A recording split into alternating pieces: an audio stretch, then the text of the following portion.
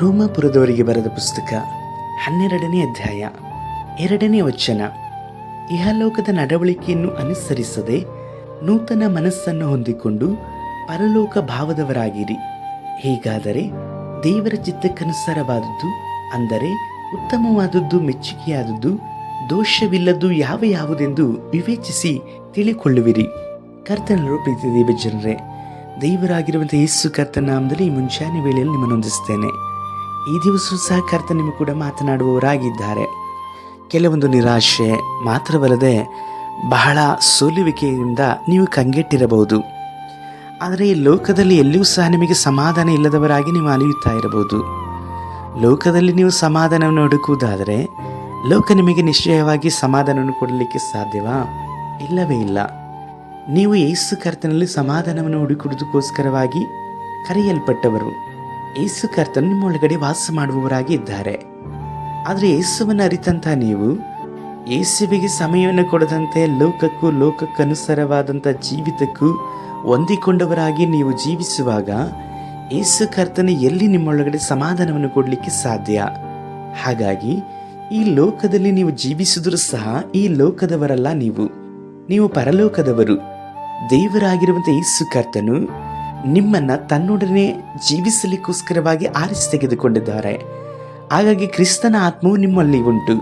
ಕ್ರಿಸ್ತನ ಆತ್ಮವು ನಿಮ್ಮಲ್ಲಿರುವುದರಿಂದ ನೀವೆಲ್ಲರೂ ಸಹ ತಂದೆಯನ್ನು ಅಪ್ಪ, ತಂದೆ ಎಂಬುದಾಗಿ ಹೇಳಿ ಯೇಸು ಕರ್ತನು ಕರೆಯಲ್ಪಟ್ಟ ಪ್ರಕಾರವಾಗಿ ಕರೆಯುವವರಾಗಿ ಇದ್ದೀರಿ.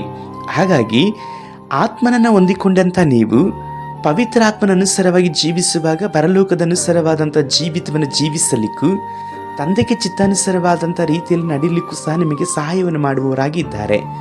ಪವಿತ್ರ ಆತ್ಮನು ಪಾಪ, ನೀತಿ, ನ್ಯಾಯ ತಿರುವಿಕೆ ವಿಷಯದಲ್ಲಿ ಅರ್ಹನ ಹುಟ್ಟಿಸ್ತಾರೆ. ಹಾಗಾಗಿ ಉತ್ತಮವಾದದ್ದು, ಮೆಚ್ಚುಗೆಯಾದದ್ದು ಮಾತ್ರವಲ್ಲದೆ ಪರಿಶುದ್ಧವಾಗಿರುವಂಥದ್ದು ಪರಲೋಕದ ಭಾವನೆಗಳಾಗಿದೆ. ಈ ಲೋಕದಲ್ಲಿ ನೀವು ಏನೆಲ್ಲವನ್ನು ನೋಡುತ್ತಾ ಇದ್ದೀರೋ ಅದರ ಹಿಂದೆ ಅನೇಕ ವಿಧವಾದಂಥ ಸೈತಾನನ ಆಲೋಚನೆಗಳು, ಕೆಡುಕುಗಳು ಅಡಕವಾಗಿದೆ. ಆದರೆ ಕ್ರಿಸ್ತನಲ್ಲಿರುವಂಥ ನೀವು ಯೇಸುವನ್ನು ದೃಷ್ಟಿಸುವಾಗ, ಮೇಲನ ಮೇಲೆ ಮನಸ್ಸಿಡುವಾಗ ನಿಶ್ಚಯವಾಗಿ ನಿಮಗೆ ಬೇಕಾದಂಥದ್ದೆಲ್ಲವನ್ನ ಸಹ ಕರ್ತನು ಒದಗಿಸಿಕೊಡುತ್ತಾರೆ. ಮಾತ್ರವಲ್ಲದೆ ನಿಮ್ಮ ಬೇಡಿಕೆಗಳು ಸಹ ನೆರವೇರಲ್ಪಡುತ್ತದೆ. ಯಾಕಂದರೆ ನೀವು ಮೇಲನ ಮನಸ್ಸಿನಲ್ಲಿಡುವಾಗ, ಅಂದರೆ ಪರಲೋಕದ ಕಡೆಗೆ ನಿಮ್ಮ ಮನಸ್ಸನ್ನು ಇಡುವಾಗ, ಪರಲೋಕದಲ್ಲಿರುವಂಥ ತಂದೆಯಾದ ದೇವರು ನಿಮ್ಮ ಅಗತ್ಯತೆಗಳು, ಅವಶ್ಯಕತೆಗಳು ಎಲ್ಲವನ್ನೂ ಸಹ ತಕ್ಕ ಸಮಯದಲ್ಲಿ ಒದಗಿಸಿಕೊಡುವವರಾಗಿ ಇದ್ದಾರೆ. ಅದುವೇ ಆತನ ಚಿತ್ತಕ್ಕನುಸಾರವಾಗಿ ನಾವು ಜೀವಿಸುವಂಥದ್ದು. ಪವಿತ್ರಾತ್ಮನನ್ನು ಬೇಡಿಕೊಳ್ಳ್ರಿ, ಪವಿತ್ರಾತ್ಮನೇ ತಂದೆ ಚಿತ್ತಕ್ಕನುಸಾರವಾಗಿ ನಿಮ್ಮ ನಡೆಸ್ತಾರೆ. ಆಗ ನಿಮ್ಮ ಪ್ರಾರ್ಥನೆಗಳೆಲ್ಲದರಲ್ಲೂ ಸಹ ವ್ಯತ್ಯಾಸವಾಗಿ ಇರುತ್ತದೆ. ಪರಲೋಕದ ತಂದೆಯು ಬಯಸುವಂಥದ್ದನ್ನು ನೀವು ಪ್ರಾರ್ಥಿಸ್ತೀರಿ.